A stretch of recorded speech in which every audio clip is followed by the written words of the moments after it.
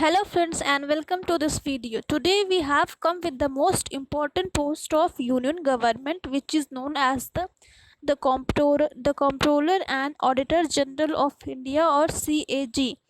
The Comptroller refers to a person responsible for the reliable operations related to accounts of government or a non-profit organizations, and the audit refers to a person responsible for examinations and investigation.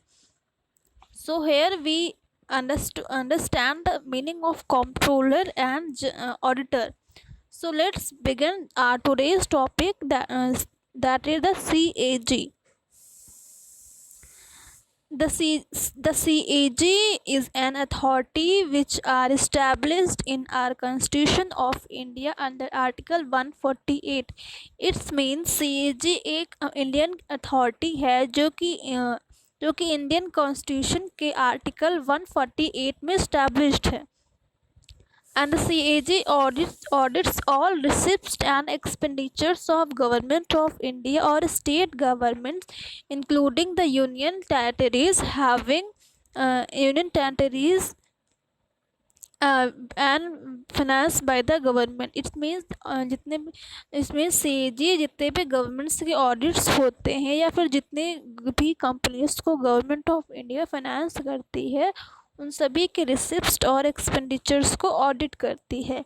CAG is the head of Indian audit and account department, and CAG enjoy the same status as a judge of Supreme Court of India in Indian of the President. It means that जितने भी status जो supreme court of India का जज enjoy करता है, same status are enjoyed the CAG of India.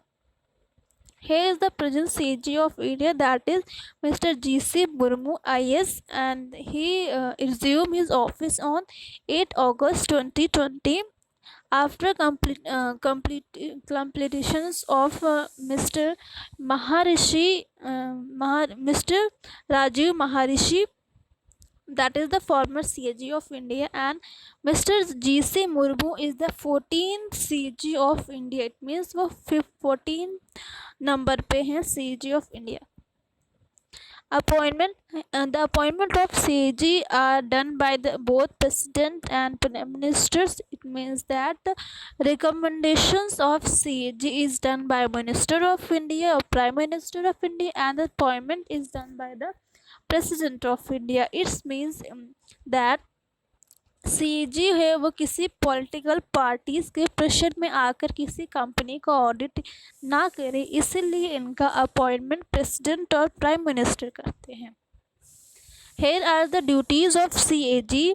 The first is to examine receipts and expenditures from the consolidated funds of India and state and union territories having legislative assembly. It means that जितने भी जो है government के receipt और expenditures होते हैं consolidated fund of India के और यूनियन टेरिटरीज की, जिनकी अपनी खुद की लेजिस्लेटिव असेंबली है, उनको एग्जामिन करना. Here the word the consolidated fund of India. The consolidated fund of India is that the revenue that governments make through direct or indirect taxes and expenditure that it does from the consolidated fund of India. It means जितने भी revenue earn करता है government of India through direct और indirect taxes से, उसको जो है consolidated fund of India में जो है रखता है. तो इसका भी एग्जामिन्स करता है. जितने भी लोन प्रोवाइड किए होते हैं या फिर किसी कंपनी को या किसी भी गवर्नमेंट बॉडी को ग्रांट किए रहते हैं फॉर स्पेसिफिक पर्पस, उनको भी हैंडल करता है.